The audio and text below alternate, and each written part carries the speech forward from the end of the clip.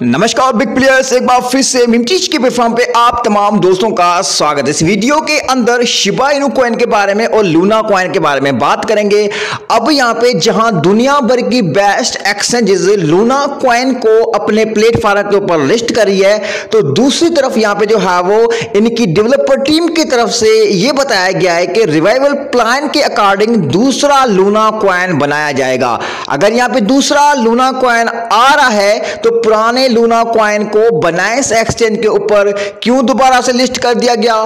Crypto.com के ऊपर क्यों दोबारा जो है वो ट्रेडिंग ऑन हो चुकी है, क्यों कॉइन और यहाँ पे जो है वो बड़ी बड़ी जो एक्शंस है वो दोबारा से जो है वो लूना कॉइन की ट्रेडिंग को क्यों अवेलेबल कर चुके हैं, इन्हीं सवालों के ऊपर बात करेंगे और वीडियो को एंड तक लाजमी देखिएगा। अगर आपको वीडियो पसंद आए तो वीडियो को लाइक करना ना भूलिएगा, क्योंकि आपका एक लाइक हमें मोटिवेशन प्रोवाइड करता है सेकेंड वीडियो बनाने के लिए। सबसे पहले अगर हम बात करें तो यहाँ पे सर्टिक की रिपोर्ट के अकॉर्डिंग सिक्योरिटी के हवाले से Shiba Inu coin most secure platform बन चुका है, जिसके ऊपर 96% की यहाँ पे जो है वो वोटिंग के साथ यहाँ पे एक बहुत अच्छी रैंकिंग मिली है। और यहाँ पे जो है वो शिबा स्वैप जो है वो एक बेस्ट जो है वो प्रोजेक्ट है जो कि काफी ज्यादा ट्रेडिंग के ऊपर अभी हाल ही में सर्टिक के ऊपर चल रहा है। उसी के साथ अगर हम बात करें लूना कॉइन की तो यहाँ पे आप देख सकते हैं कि लूना कॉइन के जो फर्स्ट प्लान के बारे में सीजी बनाइस ने ऑफिशियली ये कहा है कि दिस वॉन्ट वर्क, यानी कि ये जो इन्होंने प्लान बताया है वो काम नहीं करेगा। और यहाँ पे जो है वो किसी यूजर ने भी इसी चीज के ऊपर बात की थी और यहाँ पे सीजी बनाइस को ट्वीट करके यहाँ पे एक जो है वो प्लान बताया गया था जिसको उन्होंने निगलेक्ट किया है और जिसको फाइनल सॉल्यूशन बता रहे थे वो यहाँ पे सीजी के अकॉर्डिंग काम नहीं करेगा। अब यहाँ पे क्या हो सकता है इस पुराने लूना कॉइन के साथ, तो मैं आपको एक चीज बता दूं कि भैया अगर यहाँ पे नया कॉइन आएगा तो डेफिनेटली दोबारा से जो है वो बनाइस को इसको डीलिस्ट करना पड़ेगा। दोबारा से सारी एक्सचेंजेस जो है वो इस टोकन को डीलिस्ट करेंगी। अगर इन एक्सचेंजेस को इतना कुछ अगर करना था तो भैया टोकन को लिस्ट करना ही नहीं था। अब यहाँ पे सीधा क्वेश्चन ये राइज हो रहा है कि हो सकता है कि पॉसिबिलिटीज है कि यहाँ पे जो है वो लूना कॉइन के इसी टोकन को कंटिन्यू किया जाए और यहाँ पे इसकी जो है वो न्यू मिंटिंग सप्लाई को बर्न किया जा सकता है और एज ए मीम कॉइन की तौर पे इस टोकन को रिकवरी भी दिला सकते हैं, क्योंकि लूना कॉइन की ऑलरेडी जो है वो काफी ज्यादा जो है वो लोग फैन फॉलोइंग रखते हैं और इस टोकन की जो है वो पॉपुलैरिटी काफी ज्यादा है। तो इस टोकन को मुझे नहीं लगता है कि इतना टाइम लगेगा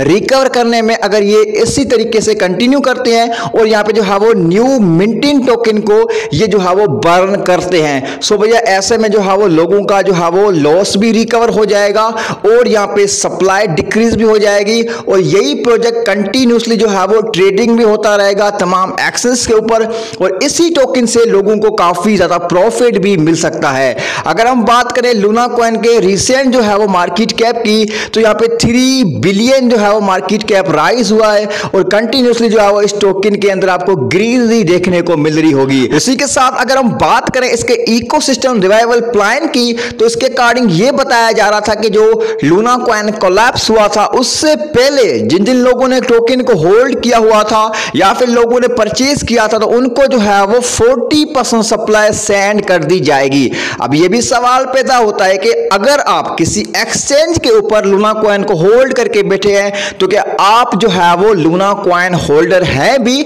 या नहीं, तो इसका जवाब सीधा यही है कि भैया एक्सचेंज जो है वो लूना कॉइन की होल्डर्स है। हम यहाँ पे जो है वो एक सिर्फ और सिर्फ ट्रेडर है जो कि एक्सचेंज के ऊपर लूना कॉइन के साथ ट्रेड कर रहे थे। अब ये भी सवाल आ रहा है कि क्या हम उस सिचुएशन के अंदर 10% या 40% के पार्टनर बनते हैं अगर इन्होंने दूसरा कॉइन बनाया, तो भैया एब्सोल्युटली नॉट, क्योंकि वो जो टोकन्स होंगे वो एक्सचेंज को दिए जाएंगे और एक्सचेंज हो सकता है कि उसके अंदर एयर ड्रॉप करे या फिर नहीं, वो होता है एक्सचेंज के ऊपर डिपेंड। हम सिर्फ और सिर्फ एक्सचेंज की कस्टडी के अंदर एक यूजर है जो कि लूना कॉइन के साथ ट्रेड कर रहे थे। अब मैं नहीं समझता हूं कि भैया ये जो है वो इतना ज्यादा गर्म घोटाला करेंगे, क्योंकि अगर ऐसा हुआ तो काफी ज्यादा लोगों को टोकन्स भी नहीं मिलेंगे और जो लॉस हुआ है वो कभी भी रिकवर नहीं हो पाएगा इसी जो है वो इकोसिस्टम रिवाइवल प्लान के अकॉर्डिंग, जिसको यहाँ पे सीजी ने जो है वो निगलेक्ट किया है और यहाँ यहाँ पे पर्सनली बताया है कि दिस वॉन्ट वर्क, जो कि काम नहीं करेगा